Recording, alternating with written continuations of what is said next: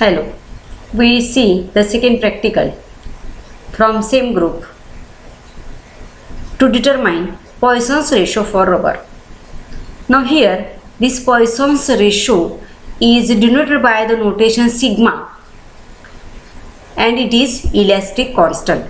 As you know, in the elasticity there are different types of constants like y, k, eta, sigma. Y stands for Young's modulus, K for modulus, bulk modulus, eta modulus of rigidity. Similarly, there is a fourth elastic constant that is known as denoted as sigma and it is called as Poisson's ratio. It is calculated for the elastic material rubber. Now here we are using the specimen as a inner in our cycle tire tube. For this we have to use this stand. This inner is mounted in between two stops or two corks. To that one burette is connected and to the other end there is a provision to hang the slotted weights in the steps of 500 grams. Therefore it is rubber inner tube. It is inserted burette and it is the adjustment for slotted weights. Now while we are applying the slotted weights to this rubber tube, we need to calculate the change in length of the rubber tube with the help of the scale mounted here and the change in the volume of the liquid which is filled in this burette. It is the adjustment. Now for the calculation of formula, it is Poisson's ratio for rubber is equal to sigma 1/2 bracket 1 minus 1 upon A into dV by dl, change in length, mean by calculation, and the same formula when we are plotting the graph of dV against dl, then we use the slope for the calculation. Now after this experimental arrangement, we move for the observation. Here A is the area of cross section of the rubber tube, that is y, volume of the cylinder divided by length of the cylinder. In order to calculate this area of cross section of the rubber tube, we take the ratio of volume to the length. We make a specimen small cylinder of the same rubber tube that is filled with the water and it is equal to 80 cc volume and its length is of 13 centimeter. And therefore by this formula V by L, the area of cross section of the specimen rubber tube of which sigma to be determined is equal to 6.18 square centimeter. Volume upon length, volume is cc cube, means centimeter cube, divided by cm, and therefore it comes out to be cm square, and it is the area of cross section which is the important quantity for this practical in order to insert in the formula. Now we move towards the observation table. It is the observation table. First column, load attached m grams, scale reading, loading, unloading, mean scale reading, then change in length dl centimeter. Second half part of the observation table is burette reading, loading, unloading, mean burette reading, change in volume, and last column is this dV, change in volume, divided by this dl, change in length. Now we start from the zero load.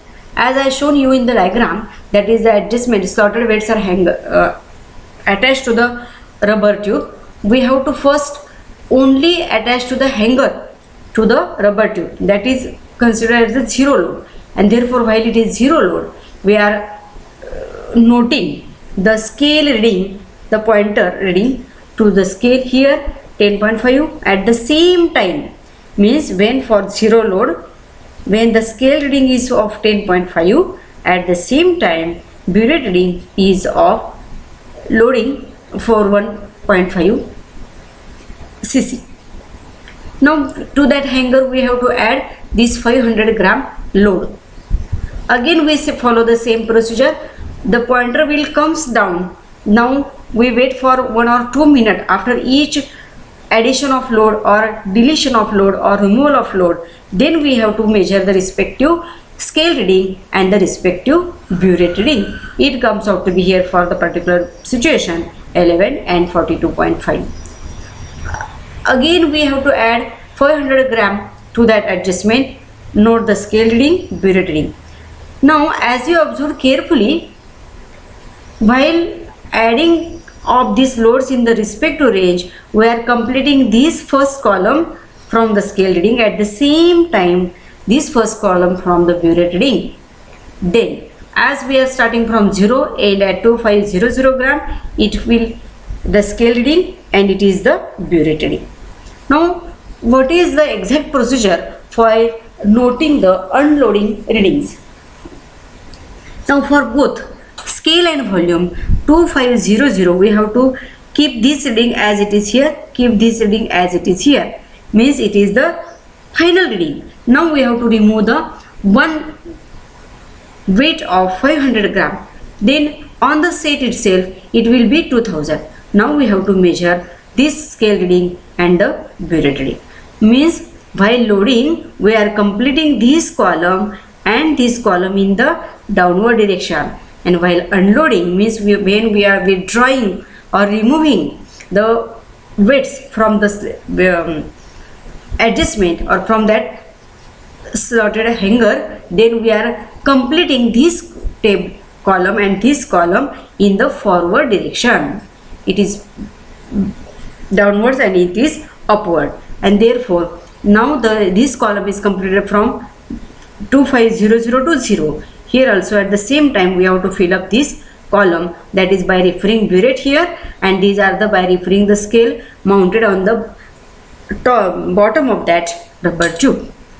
Now as we are here now loading and unloading both readings for scale, same for burette, then we take their difference, so their average as addition by 2, this column will be completed.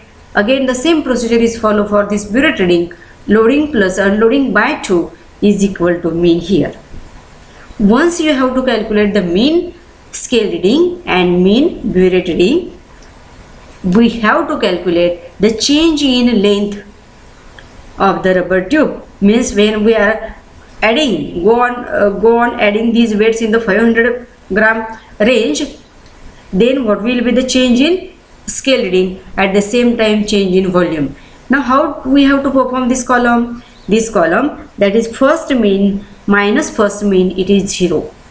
Now second mean minus first, it is this. Third mean minus second, it is this figure. Fourth minus first, it is this. Fifth minus 4, it is this. Same will be followed at the time of change, calculation of change in volume dV, that is first mean minus first mean 0, second minus first here, third minus first here, fourth minus first here, and so on. And therefore we have here dV column, here dl column, and the last column is dV upon dl, means volume upon length. It is volume upon length, and then we have to calculate the mean dV by dl as 1.78 is coming here. Now as you know the formula, sigma equal to 1/2 bracket this, we have to substitute here values 1/2, 1 minus 1 upon 6.15 into 1.78 as our mean. We have to perform here first the ratio as your rule. First we have to calculate ratio, then this carry out this product, then carry out subtraction, means we have to simplify bracket first. From that bracket, first preference to the division, second preference for multiplication, third for subtraction, since it is in the bracket. Therefore after simplification of the bracket, we have to divide this bracket by 2 outside of the bracket, and therefore sigma will be equal to 0.3553. Now second, calculation by graph. Here we are plotting the graph of dV on y-axis, dl on x-axis by taking the proper scale as x-axis on 1 cm is equal to 0.5 and y-axis also on 0.5. Then after plotting the graph, we have to calculate this slope. While calculating the slope, you use the simple formula as difference of y coordinates divided by difference of x coordinates, or either this AB divided by BC, but we have to multiply it by this length AB to its respective scale, this length BC by its respective scale. Then after the procedure we are coming here, the slope is 1.66 and therefore one of these is equal to sigma 0.3550. Now Poisson's ratio sigma for rubber tube is equal to this for 0.35 by calculation and 0.3550 by graph.